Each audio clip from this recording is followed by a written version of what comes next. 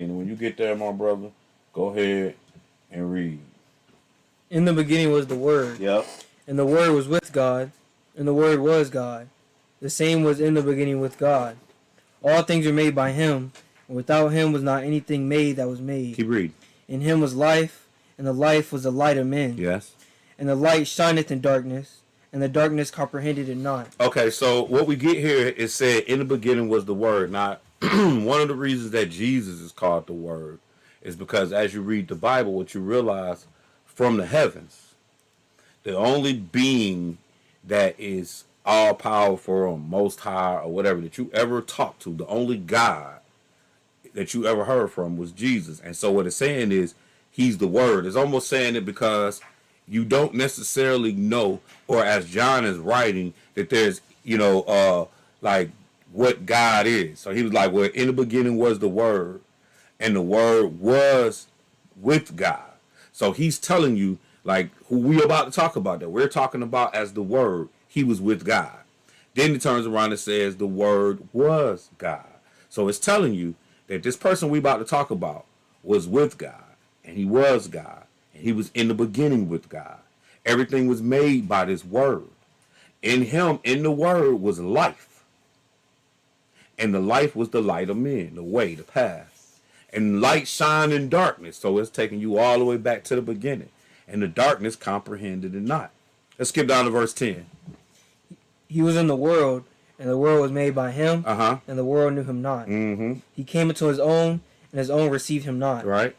But as many as received him, to them he gave power to become the sons of God. Right. So notice what it's saying. If you received him, then you get the power. Like the significance of this guy is that if you receive him over anybody else, you get the opportunity to become a son of God.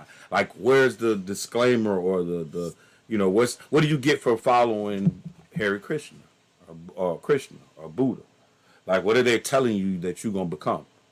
Their story doesn't even make a lot of good sense.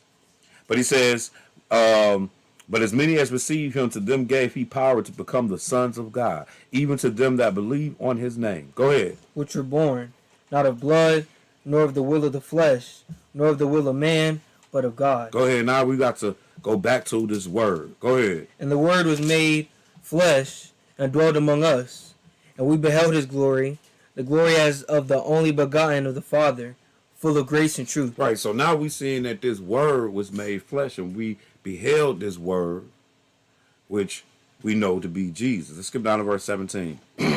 For the law was given by Moses. Right. So now the writer is taking you back to Moses. And he's saying, like, well, Moses was a great prophet, great man. And the law came by Moses. Go ahead. But grace and truth came by Jesus Christ. He said, but more than just the law came by Christ, grace came with Christ. He called it grace and truth because it's like the totality of the law is the truth. So he's saying he brought it all. Go ahead. No man hath seen God at any time. The only begotten Son, which is in the bosom of the Father, he have declared him. Right. So he said nobody ever saw God. So when you go back to verse 1, in the beginning was the Word, and the Word was with God. Nobody saw him. But there was a God of the Old Testament that he is the Word. So he is Jesus. Okay, so basically, long story short, God who created everything in order to save mankind had to become what he created in order to do so. And that's the complete power of God. That's why you got to have two in the Godhead, because one God ain't never tasted death. The other became a man and tasted death. So there's a complete balance between the two of them that makes up what we understand as God. Okay? Let's go to Luke chapter 9.